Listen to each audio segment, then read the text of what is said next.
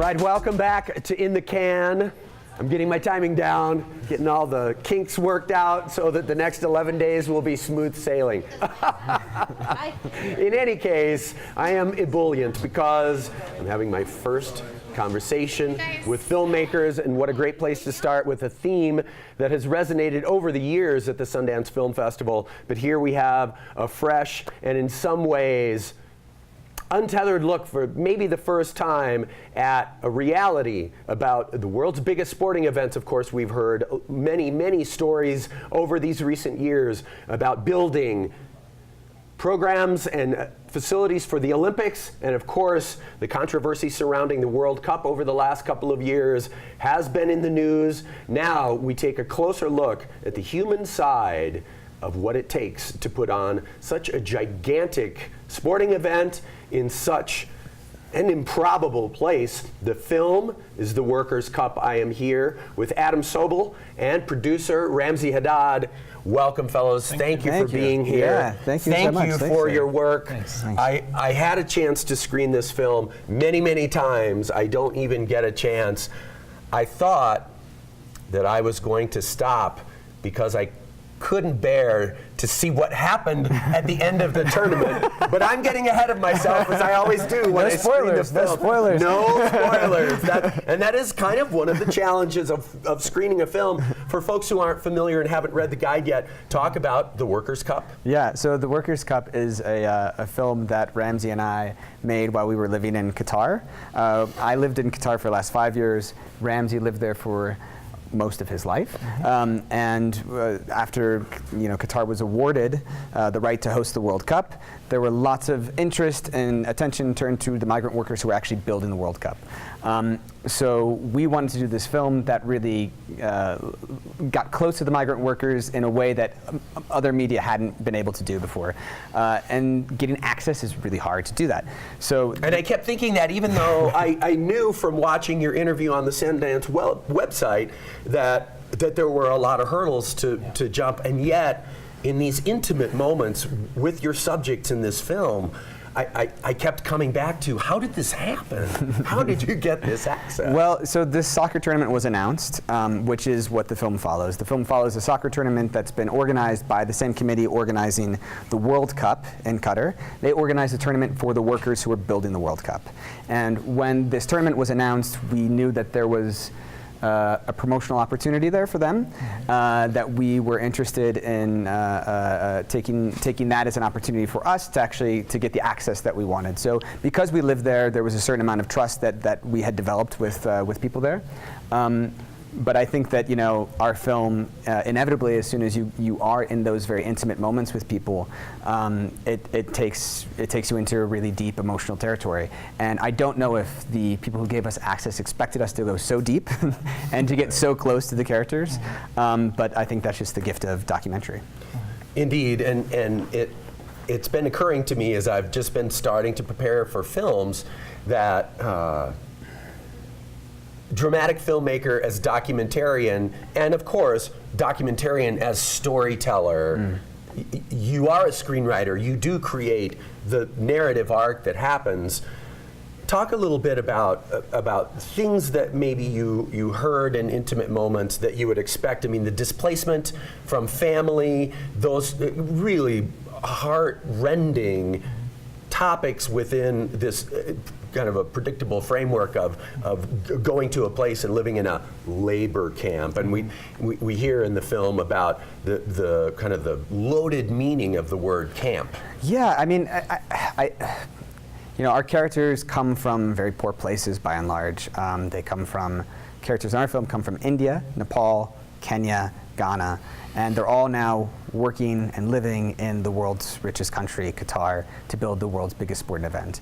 So there's been a lot of media about the exploitation of laborers who are building the World Cup, but what we were really interested in looking at was, as you'd kind of described, the psychological impacts that comes with living in a labor camp, being isolated from the rest of society, not being around any women ever. And that was powerful, and of course it occurred to me that you don't ever see at any frame in this film a cigarette or a glass of beer, or of course, and of course all of that's not allowed. Like if you're a laborer, you can't drink alcohol. Even smoking cigarettes, you can smoke cigarettes, but you might not have the money to buy cigarettes. Right. So yeah, it's a very, it can be a very bleak life for these guys.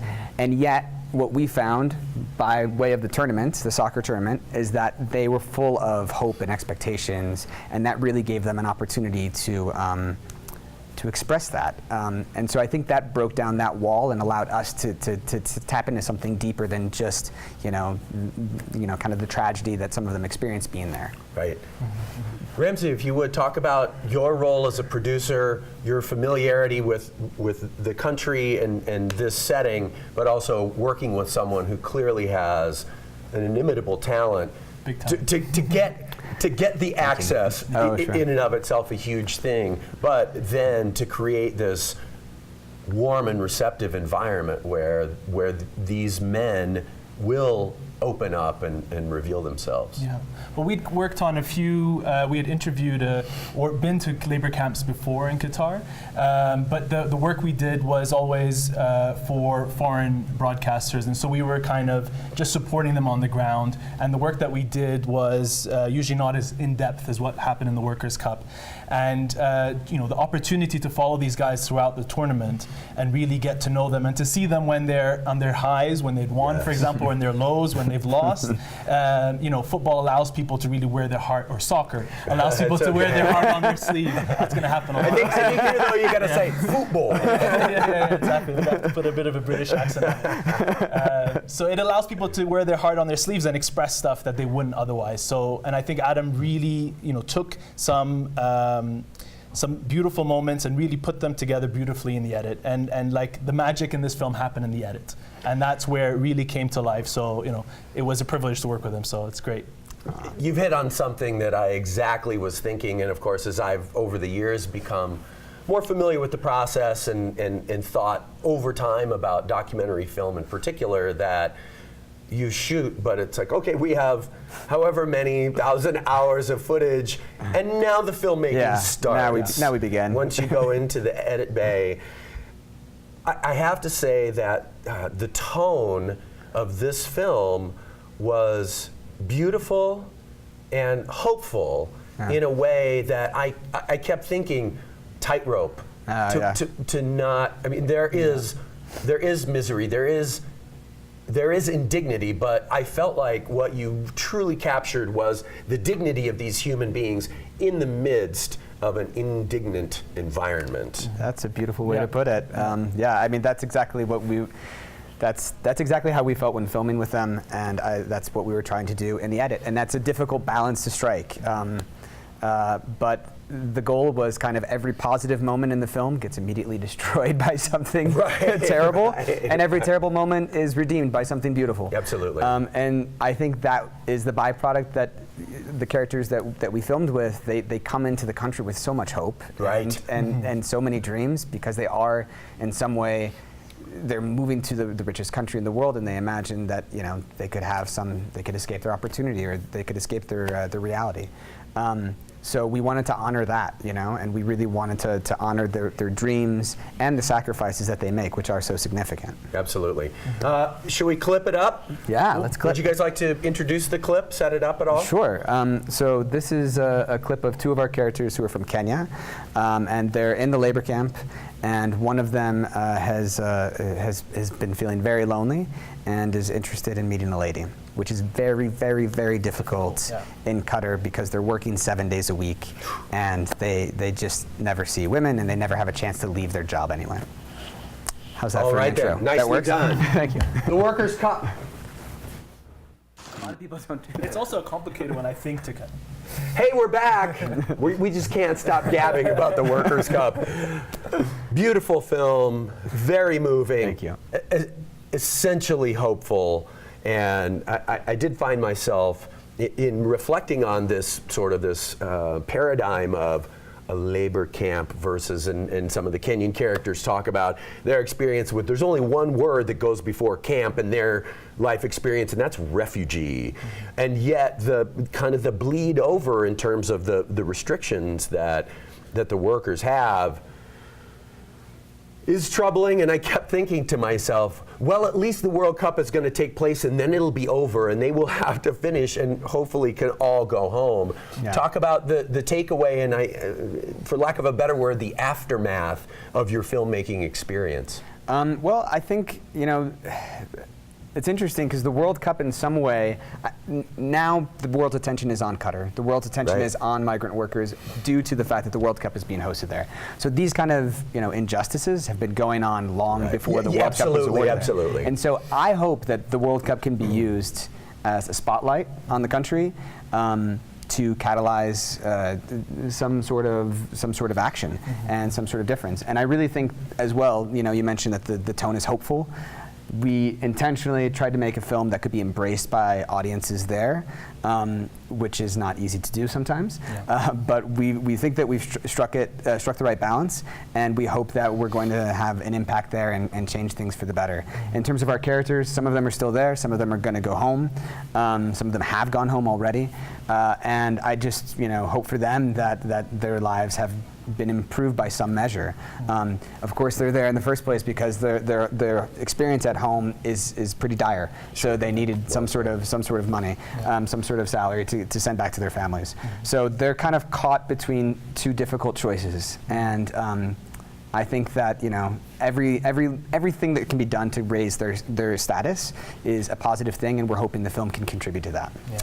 It's with these big events like the Olympics or the World Cup, there's all this talk about legacy and what's left behind, and we hope on some level that the legacy will be that the situation for migrant workers in Qatar will be improved with the attention that they're, because of the attention that they're getting. Absolutely, a fervent hope indeed. And the other thing that occurred to me is that you must have, I imagine you must have had a little bit of mind that GCC and just kind of the milieu of this kind of large-scale construction. Egyptian pyramids come to mind.